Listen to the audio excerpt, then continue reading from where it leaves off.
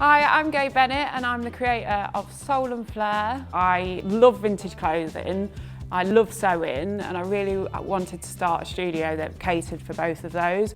I noticed a real gap in the market for boho 70s vintage and witnessed firsthand the vast amounts of clothing that we send to landfill. So I started selling on Depop in 2016, and Depop as a platform helps sellers like myself to bridge that gap between myself and my customer.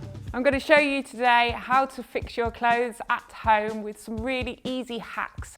Zips is something that people think they are broken. This zip has lost a couple of teeth, but the zip actually isn't broken. And because it's towards the end of the zip, we can fix that. You can reattach the zip slider with a little bit of teasing, slightly trim the zip and put a little V into it. Pull the zip head down. Whilst you're pinching this, get a needle and thread and just simply do a few stitches around the zip to secure it again. Also on a denim repair is visible mending, and I'm going to show you a really easy technique that you can do with a needle and thread. So get a piece of durable fabric that you've got at home. You could use an old tea towel, you could use some cotton, or if you have got some denim lying around, then that's perfect. I'm just going to pop a couple of pins in, put it into position.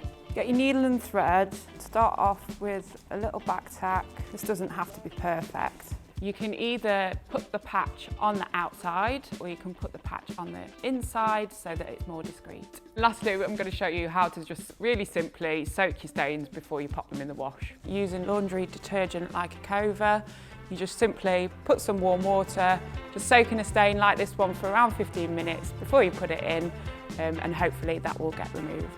Thank you for watching my tips and hacks on how to launder and repair your clothes at home. Whatever you do, just don't chuck your clothes in the bin.